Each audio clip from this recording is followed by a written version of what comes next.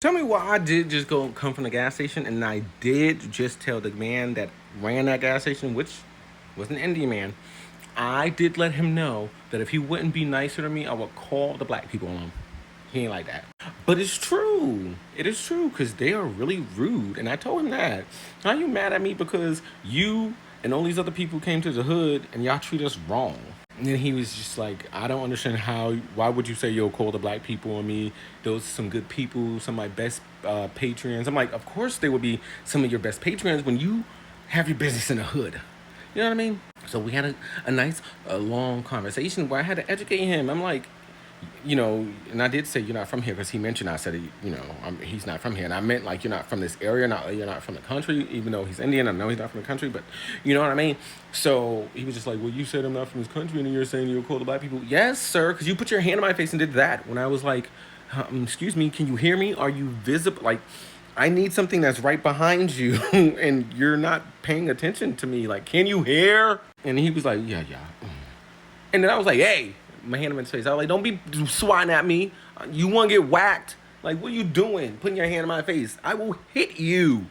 We had a conversation, though, where he understands that places and spaces that are obviously, if you get most black patrons, customers, you are in the hood and you have to be respectful for the people there. And then I had to tell him because he was like, I was dealing with this other guy and then he was being confusing and it's annoying. He's paying with 3 different cards. I'm like, okay, that's cool.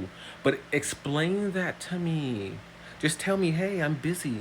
I'm doing this. Can you give me a moment? And he smiled, like it clicked, like, oh, wait, in India, we just ignore each other until we're done, and like it's like common knowledge. I guess they have their own form of telepathy, but here in America, Black America land, you have to say, "Hey, boo, I'm busy. Give me a second, and I'll help you once I'm done helping them." And the smile on his face was like, "Oh shit!" You could see in his eyes. He was like, "Oh." So the other guy came back in, right? And he was like, "Oh, this, that, and the third, da da da, the bathroom, da da da, whatever." Gave him the code, and then he goes back to talk to me, and someone else comes in, and guess what he said to me? Hold on 1 minute. Oh, and I was like, that's all you gotta do. And he smiled. It's the communication. I said that communication. And he's like, but why did you say you'll bring the black people? I was like, because the other gas station, the BP, they're real rude. Them little Indians in there, they're real rude to black folk. I've seen it, and I've had it happen to me. And he's like, really? Are they Indian owned? I'm like, you're not listening. Yes, they're Indian owned. I told you that. So essentially, I had to break it down. I'm like, culturally, y'all are rude to us. Like, we need y'all to be communication with us, you cousin. Y'all like you. And I pointed. I was like, you see that white man right there? I was like, that white man see you and me as the same. You a nigga, just like me. So, what we doing? And he was like, yes, yes, I understand. Okay then. So communicate. And he just smiled and he was like, I'm so sorry for that. I didn't mean to come off rude and aggressive.